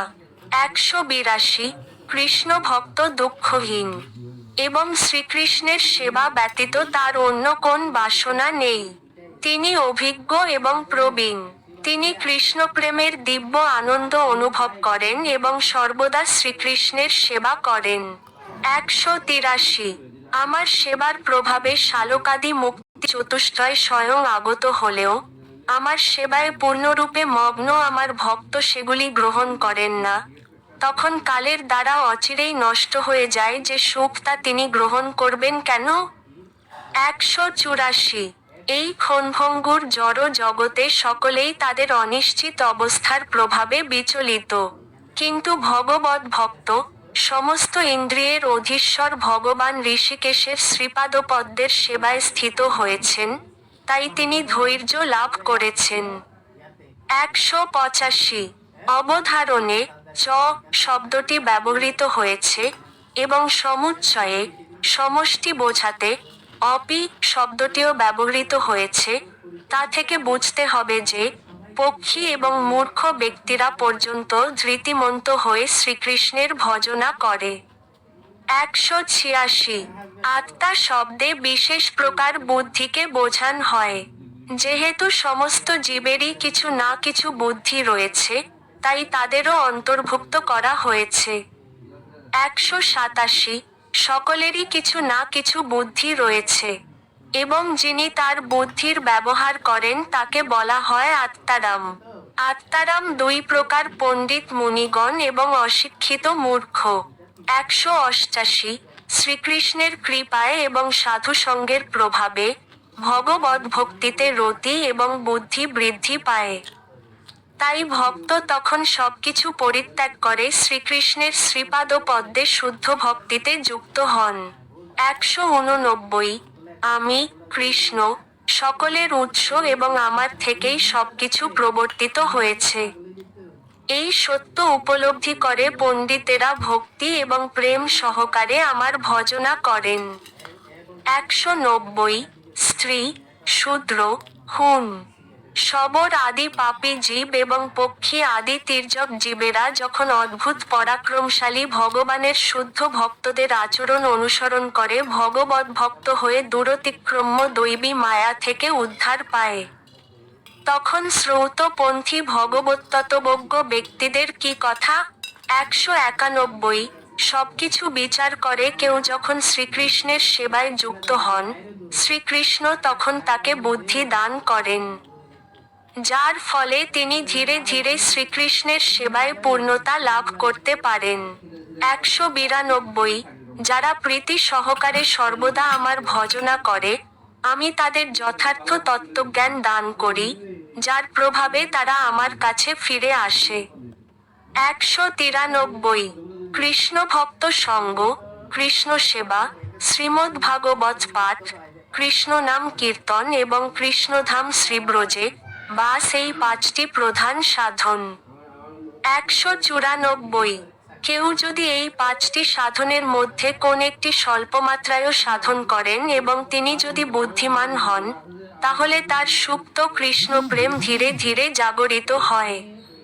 195 শেষোক্ত এই 5টি অঙ্গের প্রভাব এমনই অদ্ভুত এবং দুরূহ যে তার প্রতি শ্রদ্ধা তো দূরে থাকুক, স্বল্প সম্বন্ধ জন্মালেও তা নিরপরাধ ব্যক্তির সুপ্ত কৃষ্ণপ্রেম জাগরিত করে। 196 কোন ব্যক্তি যদি যথার্থই বুদ্ধিমান এবং উদার হন, তাহলে জড় ভোগ বাসনা চরিতার্থ করার জন্য শ্রীকৃষ্ণের ভজনা করলেও শুদ্ধ ভক্তি লাভ করেন। 197 সর্বপ্রকার কামনাযুক্ত হন অথবা সম্পূর্ণ নিষ্কাম হন, অথবা মুক্তিকামী হন, উদারবুদ্ধি হওয়া মাত্র মানুষ তীব্র শুদ্ধ ভক্তিযোগে পরম পুরুষ শ্রীকৃষ্ণের আরাধনা করবেন। 198 ভগবদ্ভক্তির এমনই প্রভাব যে তা ধীরে ধীরে সমস্ত কামনা বাসনা থেকে মুক্ত করে শ্রীকৃষ্ণের গুণের দ্বারা আকৃষ্ট করে জীবকে শ্রীকৃষ্ণের শ্রীপাদপদ্মে শুদ্ধ ভক্তি প্রদান করে। 199 কেউ যখন শ্রীকৃষ্ণের কাছে প্রার্থনা করেন, তখন শ্রীকৃষ্ণ তার সেই প্রার্থনা পূর্ণ করেন, সে কথা সত্য। কিন্তু যা থেকে পুনঃ প্রার্থনার উদয় হয় সেই প্রকার বস্তু তিনি দান করেন না। অন্য কামনা যুক্ত হয়ে কেউ যখন শ্রীকৃষ্ণের ভজন করেন, কৃষ্ণ স্বয়ংই তাদের জন্য কামনা শান্তিকারী তার শ্রীপাদপদ্মের আশ্রয় দান করেন। 200 আত্মা শব্দের আর একটি অর্থ স্বভাব, তাতে যিনি রমণ করেন তাকে বলা হয় আত্মারাম। সেই সূত্রে স্থাবর এবং জঙ্গম সমস্ত জীবই আত্মারাম। 201 জীবের স্বভাব নিজেকে কৃষ্ণদাস বলে মনে করা, কিন্তু মায়ার প্রভাবে সে যখন তার জড় দেহটিকে তার স্বরূপ বলে মনে করে তখন তার জ্ঞান আচ্ছাদিত হয়। 202 চ শব্দের দ্বারা এব বোঝান হয়েছে এবং অপি শব্দের দ্বারা সমুচ্চয় বোঝান হয়েছে। সেই অর্থে আত্মারামা এব শব্দে বোঝান হয়েছে যে সমস্ত জীব শ্রীকৃষ্ণের ভজন করে। 203 এখানে জীব বলতে সনকাদি মুনিগণ, মূর্খ, নীচ, বৃক্ষ, লতা, পদ ও পক্ষী সমস্ত জীবদের বোঝান হয়েছে। 204 ব্যাসদেব, শুকদেব, সনক আদি চতুষ্ষণ, এদের ভগবদ্ ভক্তি প্রসিদ্ধ। এখন আমি বর্ণনা করব বৃক্ষ, লতা আদি স্থাবর জীবেরাও কিভাবে ভগবানের সেবায় যুক্ত হয়। 205 শ্রীকৃষ্ণের কৃপার প্রভাবে সকলের কৃষ্ণ ভক্তির উদয় হয় এবং শ্রীকৃষ্ণের গুণে আকৃষ্ট হয়ে তারা শ্রীকৃষ্ণের সেবায় যুক্ত হয়। 206 এই ভূমি, ব্রজভূমি, আজ ধন্য হয়েছে তোমার পাদ স্পর্শে তৃঙ্গুল সকল, তোমার অঙ্গুলি স্পর্শে তরুলতা, তোমার সকরুণ দৃষ্টিপাতে নদী পর্বত পশু পক্ষী সমূহ এবং লক্ষ্মীরও স্পৃহণীয় তোমার বাহু যুগলের মধ্যবর্তী বক্ষস্থল প্রাপ্ত হয়ে গোপীগণ সকলে ধন্য হয়েছেন। 207 হে সখীগণ, কৃষ্ণ বলরাম তাদের গাভী এবং গোপোষখাদের সঙ্গে নিয়ে বনে বনে গমন করছে। তাদের হাতে রজ্জু, যা দিয়ে দুধ দোহন করার সময় গাভীর পিছনে পা দুটি বাঁধা হয়। তারা যখন তাদের বাঁশি বাজান, তখন তাদের মধুর গীতে পুলকিত হয়ে স্থাবর এবং জঙ্গম সমস্ত জীব স্তম্ভিত হয়। এই সমস্ত অতি বিচিত্র। 208 কৃষ্ণ প্রেমে হরষিত হয়ে বনের বৃক্ষরাজি এবং লতা ফলে ফুলে পূর্ণ হয়ে ভারাবনত হয়েছিল। কৃষ্ণ প্রেমে পুলকিত হয়ে তারা মধুধারা বর্ষণ করেছিল। 209 কিরাত, হুন, আন্ধ্র, পুলিন্দ, পুরুষ, আভির, সুন্তু, যবন ও ঘষ আদি এবং আর যে সমস্ত পাপজনী জাতি আছে, সেই সমস্ত জাতি যার আশ্রিত বৈষ্ণবদের আশ্রয়ে পরিশুদ্ধ হয়, সেই প্রভাব বিশিষ্ট বিষ্ণুকে আমি আমার প্রণতি নিবেদন করি। 210 আগে আমি 13টি অর্থ করেছি, এখন আরও 6টি অর্থ প্রকাশ করলাম। সব মিলিয়ে মোট 19টি অর্থ হল। 211 এইভাবে আমি 19টি অর্থ করলাম। এছাড়া অন্য অর্থ শ্রবণ কর। আত্মা শব্দে দেহকে বোঝান হয়, এবং তার 4টি অর্থ। 212 দেহাত্ম বুদ্ধিযুক্ত ব্যক্তি দেহকে উপাধিক ব্রহ্মমূর্তি জেনে নিজ দেহের সেবা করতে করতে সাধু সঙ্গে সে বিবর্ত বুদ্ধি পরিত্যাগ করে কৃষ্ণ সেবা করেন। শ্লোক 213 যারা কর্মযোগে উদর অর্থাৎ মণিপুরস্থ ব্রহ্মের উপাসনা করেন, তাদের বলা হয় শার্করাক্ষ, অর্থাৎ স্থূল দেহাত্ম বুদ্ধি সম্পন্ন। আরুণী ঋষিগণ সম্প্রদায়ভুক্ত ঋষিগণ নারী সমূহের প্রসরণ স্থান হৃদয় আকাশে সূক্ষ্ম ব্রহ্মের উপাসনা করেন। হে অনন্ত, তার থেকে উৎকৃষ্ট শিরোগত অর্থাৎ মূলাধার থেকে আরম্ভ করে হৃদয়ের মধ্যে থেকে মস্তক ব্রহ্মরন্ধ্র পর্যন্ত প্রত্যুৎগত সহস্রদল পদ্মস্বরূপ তোমার উপলব্ধি ক্ষেত্র সুষুম্না নামক পরমশ্রেষ্ঠ জ্যোতির্ময় ধামে আরোহণ করে যোগীরা আর জন্ম মৃত্যুর আবর্তে পতিত হন না। 214 যারা দেহাত্মবুদ্ধি পরায়ণ তারা সাধারণত কর্মনিষ্ঠ যাগযজ্ঞ আদি অনুষ্ঠান পরায়ণ। তারাও সুকৃতির ফলে ভগবস্তুত্বের সঙ্গের প্রভাবে কর্মনিষ্ঠারূপ যজ্ঞ ত্যাগ করে শ্রীকৃষ্ণের ভজন করেন। 215 আমরা কর্মমার্গে যজ্ঞ অনুষ্ঠান করার আয়োজন করেছিলাম, কিন্তু তার ফল সম্বন্ধে আমাদের কোন নিশ্চয়তা ছিল না। কর্মমার্গে যোগাগ্নির ধূম দ্বারা ধূম্র মলিনীভূত আপনি আমাদের গোবিন্দ পাদপদ্মের মধুময় আসব পান করাচ্ছেন। 216 তপস্বী প্রভৃতি যত দেহারামী আছে, তারাও ভগবস্তুত্বের সঙ্গের প্রভাবে তপস্যা ছেড়ে শ্রীকৃষ্ণের সেবায় যুক্ত হন। 217 ভগবানের সেবা ভগবানের শ্রীপাদ পদ্ম থেকে উদ্ভূত গঙ্গা নদীর মতো। তার স্বাদ প্রতিদিন বৃদ্ধি পেয়ে তপস্বীদিগের অশেষ জন্মজন্মান্তরে কলুষ বিনাশ করে। 218 দেহাত্মবুদ্ধি পরায়ণ সর্বকামনা যুক্ত আত্মারামগণ কামনারূপ অনর্থ পরিত্যাগ করে শ্রীকৃষ্ণের কৃপার প্রভাবে কৃষ্ণ ভজন করেন। 219 ধ্রুব মহারাজকে কৃষ্ণ বর দিতে ইচ্ছা করলে ধ্রুব মহারাজ বললেন, হে প্রভু, আমি জড় জগতে উচ্চপদ লাভ করার বাসনায় তোমার তপস্যায় রত হয়েছিলাম, কিন্তু এখন দেবতা ও মুনীন্দ্রেরও দুর্লভ তোমাকে প্রাপ্ত হয়ে আমি কৃতার্থ হয়েছি। সামান্য কাজ অন্বেষণ করতে করতে আমি দিব্যরত্ন পেয়েছি। আমি আর অন্য বর প্রার্থনা করি না। 220 পূর্ব কথিত 19 প্রকার অর্থের সঙ্গে আত্মারাম শব্দের এই 4 প্রকার দেহারাম যোগ করলে 23 প্রকার অর্থ হয়। এছাড়া আরও 3টি উপযুক্ত অর্থ শ্রবণ কর। 221 পূর্বে উল্লেখ করা হয়েছে যে চ শব্দের অর্থ সমুচ্চয়।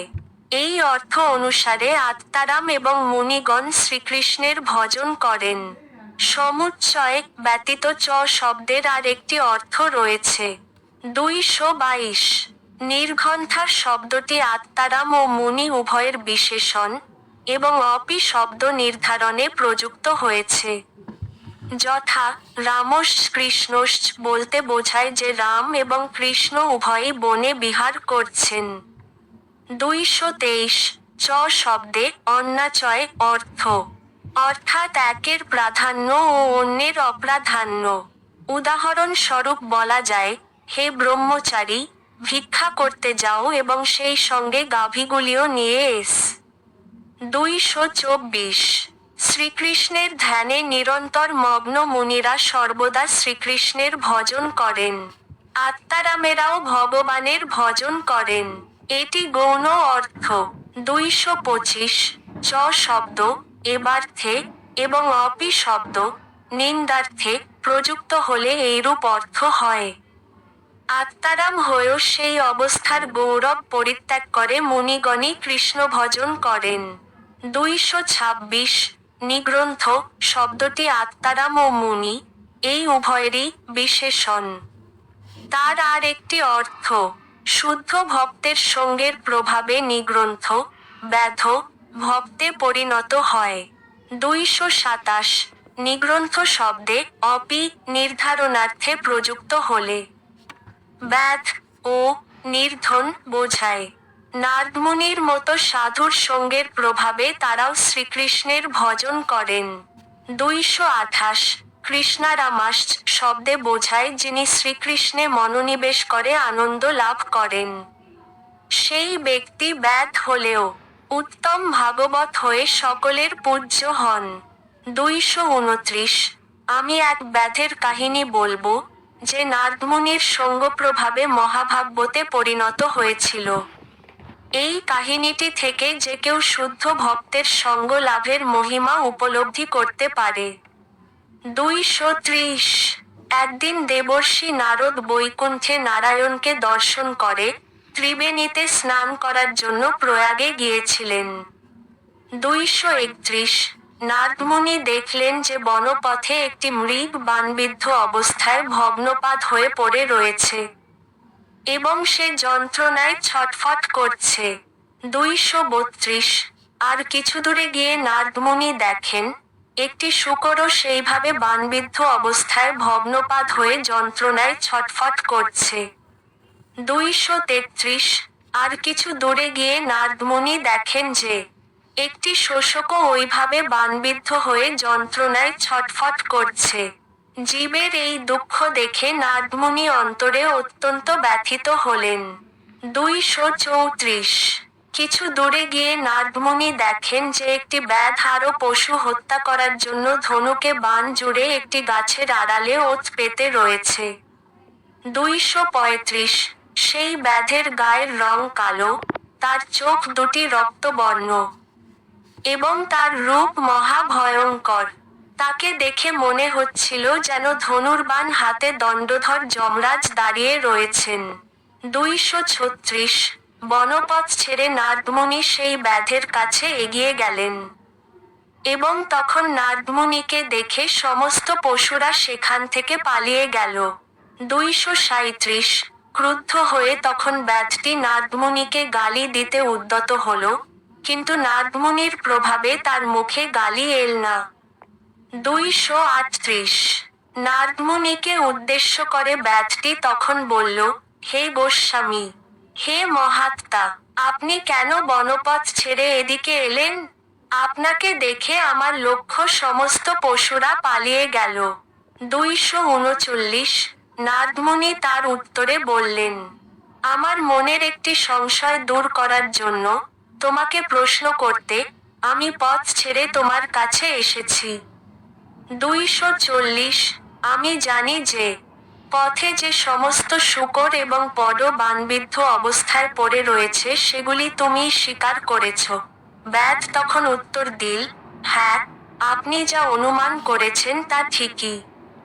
241 নারদমুনি তখন তাকে জিজ্ঞাসা করলেন, তুমি যদি তোমার বাণের আঘাতে পশুদের মার, কেন তবে একবারে তাদের প্রাণ না নিয়ে অর্ধমৃত অবস্থায় তাদের ফেলে রাখো? 242 ব্যাধ তখন বলল, হে মহাত্মা, আমার নাম মৃগারী। আমার পিতার শিক্ষাক্রমে আমি ওই প্রকার কর্ম করি। 243 অর্ধমৃত পশুদের যন্ত্রণায় ধরফর করতে দেখলে আমার মনে খুব আনন্দ হয়। 244 নারদমুনি তখন ব্যাধকে বললেন, তোমার কাছে আমি একটি ভিক্ষা চাই। ব্যাধ তখন বলল, যে পদ আপনি নিতে চান সেটি আপনি নিতে পারেন। 245 আপনি যদি পশুর ছাল চান, তাহলে আপনি আমার ঘরে আসুন। মুখ চর্ম, ব্যাঘ্র চর্ম যা আপনি চান আমি তা আপনাকে দেব। 246 নারদমুনি তখন বললেন, সেই সব আমি কিছুই চাই না। আমি তোমার কাছে অন্য আর একটি দান ভিক্ষা করতে চাই। 247 আমার প্রার্থনাটি হচ্ছে যে, কাল থেকে তুমি যে সমস্ত পশু মারবে, তাদের অর্ধমৃত অবস্থায় ফেলে না রেখে একেবারেই মেরে ফেলবে। 248 ব্যাধ তখন জিজ্ঞাসা করল, আপনি আমার কাছে একই দান ভিক্ষা করলেন? পশুদের অর্থ মারলে কি হয়, আপনি কি আমাকে তা বলবেন? 249 নারদমুনি বললেন, অর্থ মারলে জীব ব্যথা পায়। তুমি যে জীবদের এইভাবে দুঃখ দিচ্ছ তার ফলে তোমারও সেই অবস্থা হবে। 250 নারদমুনি বললেন, ব্যাধ, পশু শিকার করা তোমার বৃত্তি, সুতরাং পর হত্যা করার ফলে তোমার অধিক পাপ হয় না। কিন্তু তুমি যে তাদের অনর্থক যন্ত্রণা দাও, তার ফলে তোমার অশেষ পাপ হচ্ছে। 251 নারদমুনি তাকে আরো বললেন, অনর্থক যন্ত্রণা দিয়ে তুমি যে সমস্ত জীবদের হত্যা করেছ, তারা জন্ম জন্মান্তরে তোমাকে সেইভাবে মারবে।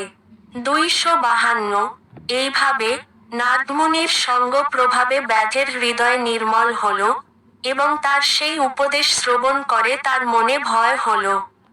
253 ব্যাধটি তখন বলল, আমি বাল্যকাল থেকে এই কর্ম করে আসছি।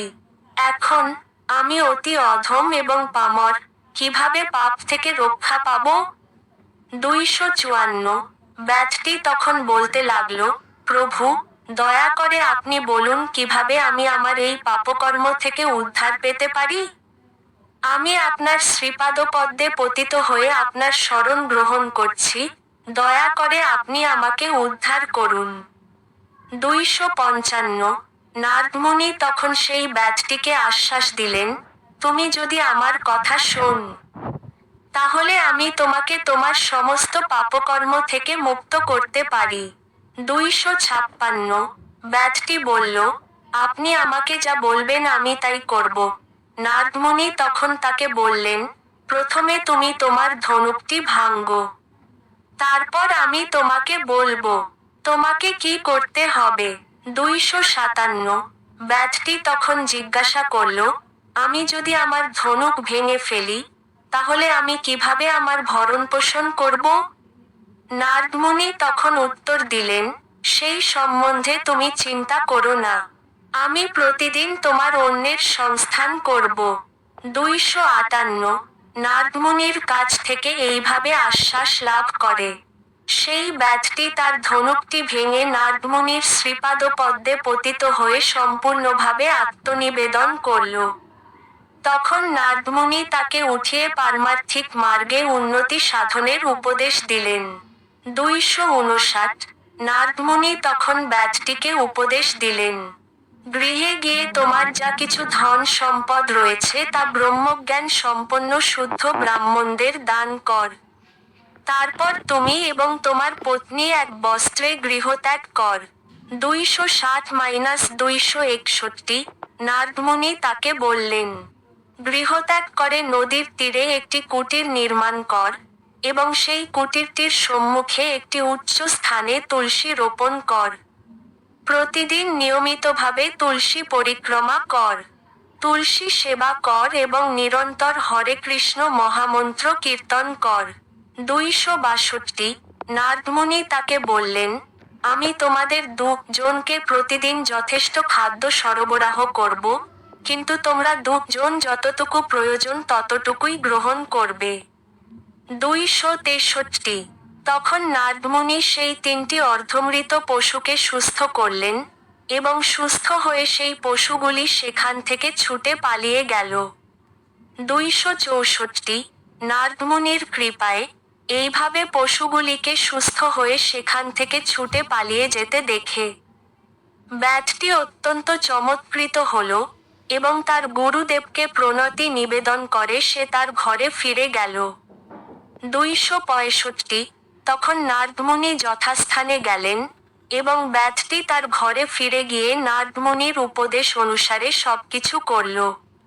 266 সারা গ্রামে সেই ব্যাধের বৈষ্ণবে পরিণত হওয়ার কথা ছড়িয়ে পড়ল, এবং তখন গ্রামের লোকেরা তাকে ভিক্ষা দেওয়ার জন্য অগ্ন নিয়ে তার কাছে আসতে লাগল। 267 একদিন 10-20 জন মানুষ অন্ন নিয়ে আসতেন, কিন্তু সেই ব্যাধটি তাদের দুঃখ জানার জন্য যতটুকু প্রয়োজন ততটুকু অন্নই গ্রহণ করতেন। 268 একদিন নারদমুনি তার বন্ধু পর্বতমুনিকে বললেন, আমার এক শিষ্য আছে, চল তাকে গিয়ে দেখে আসি। 269 তখন সেই দুই ঋষি সেই ব্যাধটির কাছে গেলেন, এবং ব্যাধটি দূর থেকে তার গুরুদেবকে আসতে দেখলেন। 270 আনন্দের আতিশয্যে অত্যন্ত ব্যগ্র হয়ে সেই ব্যাধটি তার গুরুদেবের কাছে ছুটে গেলেন, কিন্তু সর্বত্র পিপীলিকা ঘোরাঘুরি করছিল বলে তিনি এগিয়ে যাওয়ার পথ খুঁজে পাচ্ছিলেন না। 271 ব্যাধটি যখন দণ্ডবধ করতে গেলেন, তখন দণ্ডবধ করার স্থানে পিপীলিকা দেখে তিনি তার কাপড় দিয়ে পিপীলিকাদের সেখান থেকে সরিয়ে তারপর তার গুরুর উদ্দেশ্যে দণ্ডবধ প্রণতি নিবেদন করলেন। 272 নারদমুনি তখন বললেন, হে ব্যাধ, তোমার এই আচরণ দর্শন করে আমি আশ্চর্য হইনি, কেননা ভগবদ্ভক্তির প্রভাবে জীব হিংসা শূন্য হয়ে সর্বশ্রেষ্ঠ সাধুতে পরিণত হয়। 273 হে ব্যাধ, তোমার মধ্যে যে অহিংসা আদি গুণাবলীর বিকাশ হয়েছে তাতে আশ্চর্য হওয়ার কিছু নেই, কেননা যারা ভগবানের সেবায় যুক্ত হন, তারা কখনো অন্য জীবকে মাৎসরবশে কেশ প্রদান করেন না। 274 সেই ব্যাধটি তখন সেই দুই মহর্ষিকে তার গৃহের অঙ্গনে নিয়ে এলেন, এবং কুশাসন এনে পরম ভক্তি সহকারে তাদের দুইজনকে বসালেন। 275 তারপর জল নিয়ে এসে তিনি তাদের দুজনের পাদ প্রক্ষালন করালেন, এবং সেই জল পতি পত্নী পান করে শিরে ধারণ করলেন। 276 ব্যাধটি যখন তার গুরুদেবের সম্মুখে হরে কৃষ্ণ মহামন্ত্র কীর্তন করতে লাগলেন তখন তার দেহ কম্পিত হল, পুলকিত হল এবং তার চোখ দিয়ে অশ্রু ঝরে পড়তে লাগল। তিনি তখন ভগবৎ প্রেমানন্দে উদ্বেল হয়ে ঊর্ধ্বে বাহু তুলে বস্ত্র উড়িয়ে নৃত্য করতে লাগলেন। 277 সেই ব্যাধের ভগবৎ প্রেম দর্শন করে পর্বতমুনি নারদমুনিকে বললেন, তুমি স্পর্শমণি। 278 পর্বতমুনি বললেন, হে দেবর্ষি নারদমুনি, তুমিই ধন্য। তোমার কৃপায় অত্যন্ত নীচ ব্যাধ উৎপুলক হয়ে কৃষ্ণের রতি লাভ করেছে। 279 নারদমুনি তখন ব্যাধকে জিজ্ঞাসা করলেন, হে বৈষ্ণব, তুমি কি তোমার জীবন ধারণের জন্য কিছু আয়কর? ব্যাধ উত্তর দিলেন, হে গুরুদেব, আপনি যাকে পাঠান সে আমাকে দর্শন করতে এসে কিছু না কিছু দিয়ে যায়। 280 প্রাক্তন ব্যাধ বললেন, আমাকে এত অন্য পাঠাবেন না, দুজনের যতটুকু প্রয়োজন ঠিক ততটুকুই পাঠাবেন, তার থেকে বেশি আর কিছু পাঠাবেন না। 281 নারদমুনি তাকে বললেন, ওইভাবে জীবন যাপন কর, তুমি ভাগ্যবান। এই বলে তারা দুজন সেখান থেকে অন্তর্ধান হলেন। 282 এইভাবে আমি তোমার কাছে ব্যাধের কাহিনী বর্ণনা করলাম, যা শুনলে সাধুসঙ্গ প্রভাবের জ্ঞান লাভ হয়। 283 এইভাবে আমরা আরও 3টি অর্থ পেলাম। অন্যান্য অর্থের সঙ্গে এই তিনটি অর্থ মিলিয়ে ২৬টি অর্থ হল। ২৮৪। আর একটি অর্থ রয়েছে, যা বিভিন্ন অর্থে পূর্ণ। প্রকৃতপক্ষে তার ২টি স্থূল অর্থ এবং ৩২টি সূক্ষ্ম অর্থ। ২৮৫। আত্মা শব্দের দ্বারা সর্ববিধ ভগবানকে বোঝান হয়। এক পরমেশ্বর ভগবান স্বয়ং শ্রীকৃষ্ণ এবং ভগবানের বিভিন্ন অবতার বা প্রকাশ। ২৮৬। যারা নিরন্তর পরমেশ্বর ভগবানের সেবায় যুক্ত তাদের বলা হয় আত্মারাম। এই আত্মারামগণ দুই প্রকার, বিধিভক্ত এবং রাগভক্ত। ২৮৭-২৮৮। এই দুইবিধ ভক্তরা আবার 4টি শ্রেণীতে বিভক্ত: নিত্যসিদ্ধ পার্ষদ, সাধন সিদ্ধ, জাতর্তি সাধক এবং অজাতর্তি সাধক। এইভাবে সব শুদ্ধ 8 প্রকার ভক্ত। ২৮৯। বিধি ভক্তি অনুশীলন করে নিত্যসিদ্ধ পার্ষদত্ব লাভ করা যায়। সেই পারিষদ 4 প্রকার: দাস, সখা, গুরু এবং কান্তা। ২৯০। সাধন সিদ্ধ 4 প্রকার: দাস, সখা, গুরু এবং কান্তাগণ। তেমনি জাতর্তি ও সাধক ভক্ত 4 প্রকার। ২৯১। অজাতর্তি সাধক ভক্ত এইরকম 4 প্রকার। এইভাবে বিধিমার্গে সব শুদ্ধ ঘোল প্রকার ভক্ত। ২৯২। রাগমার্গেও ওইভাবে জোল প্রকার ভক্ত রয়েছে। এইভাবে দুই মার্গে আত্মারামের ৩২ প্রকার বিভেদ। ২৯৩। মুনি, নিগ্রন্থ, চ এবং অপি, এই 4টি শব্দের অর্থ এদের সঙ্গে যথাযথভাবে প্রযোজ্য। ২৯৪। ভক্ত পর্যায়ে ৩২ প্রকার এবং জ্ঞানী ও যোগীর পর্যায়ে ২৬ প্রকার। একত্রে ৫৮ প্রকার হল। এখন তুমি তাদের জন্য অর্থ প্রকাশের কথা শ্রবণ কর। ২৯৫। একটি শব্দকে চ দিয়ে সমাস করলে ৫৮ বার আত্মারাম নাম নেওয়া যায়। ২৯৬। এইভাবে আত্মারামস শব্দটি ৫৮ বার পুনরাবৃত্তি করা যায়। পূর্বোল্লিখিত নিয়ম অনুসারে একবার মাত্র শব্দটির প্রয়োগের দ্বারা সমস্ত অর্থ বোঝান হয়। ২৯৭। সমান রূপবিশিষ্ট বহু শব্দ থাকলে এক শেষে ও এক বিভক্তিতে যাদের অর্থ উক্ত হয়, সেখানে এক রূপ রেখে অন্য সমস্ত রূপের অপ্রয়োগ হয়। ২৯৮। ৫৮ চকারের সব লোপ হয় এবং এক আত্মারাম শব্দে ৫৮টি অর্থ প্রকাশিত হয়। ২৯৯। বৃক্ষা শব্দে অশ্বত্থ বৃক্ষ, বট বৃক্ষ, কপিত বৃক্ষ, আম্র বৃক্ষ ইত্যাদি সমস্ত বৃক্ষকে বোঝান হয়। ৩০০। এই বনে বিভিন্ন বৃক্ষের ফল ফলে বললে যেমন সমস্ত বৃক্ষকে বোঝায়, তেমনি সমস্ত আত্মারামেরা শ্রীকৃষ্ণে ভক্তি করেন। ৩০১। আত্মারাম শব্দটি ৫৮ বার উচ্চারণ করে এবং তাদের সমুচ্চয়ে চকারের প্রয়োগ করে, তার সঙ্গে মুনয় শব্দের প্রয়োগ করলে এই অর্থ হয় যে, মুনিরা আত্মারাম হয়ে শ্রীকৃষ্ণের ভক্তি করেন। ৩০২। নিগ্রন্থা এব হয়ে নির্ধারণে অপি শব্দের ব্যবহার করে আর একটি অর্থ হয়, এবং এইভাবে আমি ৫৯ প্রকার অর্থ ব্যাখ্যা করলাম। ৩০৩। সবকটি শব্দ একত্রে করলে তার আর একটি অর্থ হয় আত্মারামেরা। মুনিরা এবং মূর্খেরা শ্রীকৃষ্ণের ভজন করেন। ৩০৪। নিশ্চয়ার্থে অপি শব্দের ব্যবহার হয়েছে এবং তারপর 4টি শব্দের সঙ্গে এব শব্দের উচ্চারণ হয়েছে। ৩০৫। উরুক্রম, ভক্তি, অহৈতুকী এবং কুর্বন্তী এই 4টি শব্দের সঙ্গে এব যোগ করে আর একটি অর্থ হয়। ৩০৬। এইভাবে আমি এই শ্লোকটির ৮ প্রকার অর্থ করলাম। আর একটি অর্থ শ্রবণ কর যা প্রমাণে সমর্থ। ৩০৭। আত্মা শব্দে ক্ষেত্রজ্ঞ জীবকে বোঝান হয়েছে। সেটি আর একটি লক্ষণ।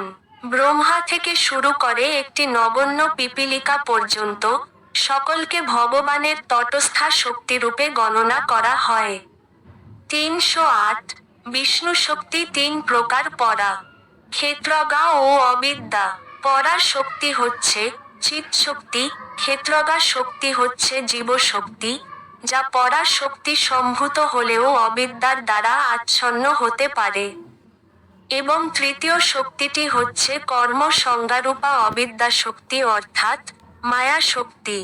309 ক্ষেত্রজ্ঞ শব্দে আত্মা, পুরুষ, প্রধান ও প্রকৃতিকে বোঝায়।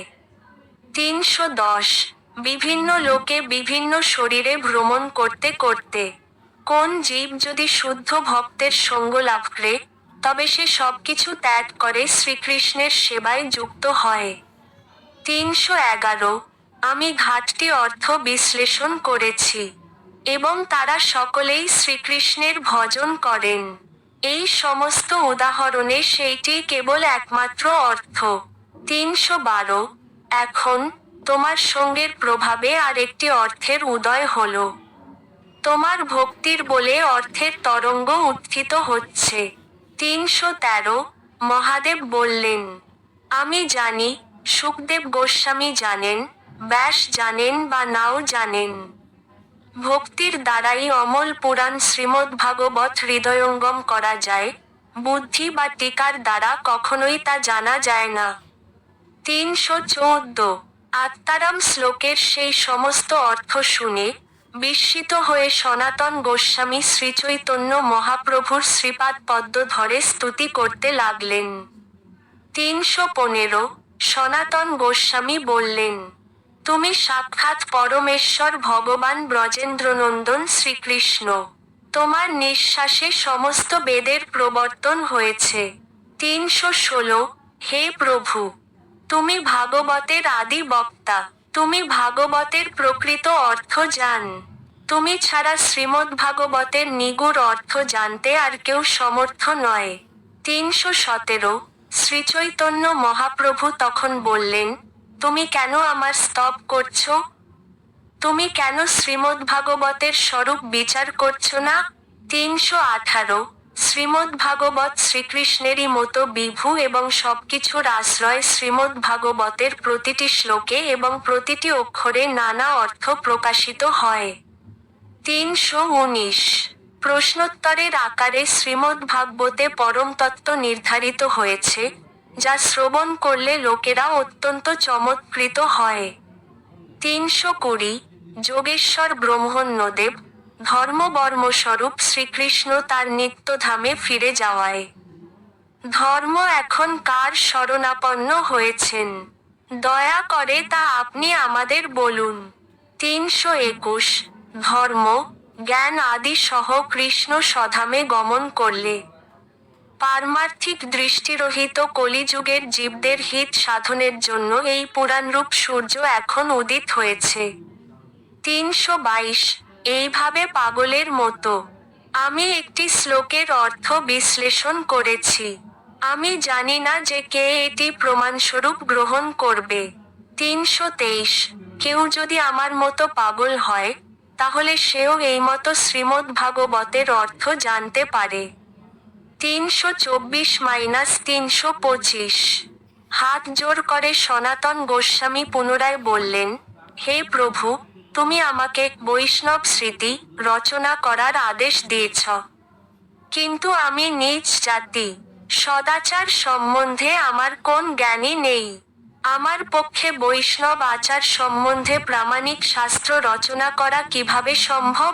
326 সনাতন গোস্বামী তখন শ্রীচৈতন্য মহাপ্রভুকে অনুরোধ করলেন, দয়া করে তুমি যদি সূত্রের আকারে বৈষ্ণব স্মৃতি রচনা করার প্রণালী প্রদর্শন কর, এবং স্বয়ং আমার হৃদয়ে প্রকাশিত হয়ে আমাকে পরিচালিত কর, তাহলে আমার পক্ষে সেই শাস্ত্র রচনা করা সম্ভব হবে। 327 তুমি যদি আমার হৃদয়ে প্রকাশিত হও এবং স্বয়ং আমাকে সেই গ্রন্থ রচনা কার্যে পরিচালিত কর, তাহলে আমার মতো নীচ ব্যক্তিও সেই কার্য সাধনে সক্ষম হতে পারে। তুমি তা করতে পার, কেননা তুমি স্বয়ং পরমেশ্বর ভগবান, এবং তুমি যা করাও তা সম্পূর্ণরূপে নির্ভুল। 328 শ্রীচৈতন্য মহাপ্রভু তার উত্তরে বললেন, তুমি যা করতে চাইবে তারই প্রকৃত তাৎপর্য শ্রীকৃষ্ণ তোমার কাছে প্রকাশিত করবেন। 329 তবুও যেহেতু তুমি আমাকে সূত্র নির্দেশ করতে বলেছ, তাই আমি তোমাকে কিছু ইঙ্গিত দিচ্ছি। বৈষ্ণবের সর্বপ্রথম কর্তব্য সদ্গুরুর আশ্রয় গ্রহণ করা। 330 সেই গ্রন্থে তুমি গুরুর লক্ষণ, শিষ্যের লক্ষণ, শিষ্যের গুরুকে পরীক্ষা, গুরুর শিষ্যকে পরীক্ষা, পরম আরাধ্যরূপে ভগবানের বর্ণনা এবং সমস্ত বীজমন্ত্রের বিচার তুমি বিশদভাবে বর্ণনা কর।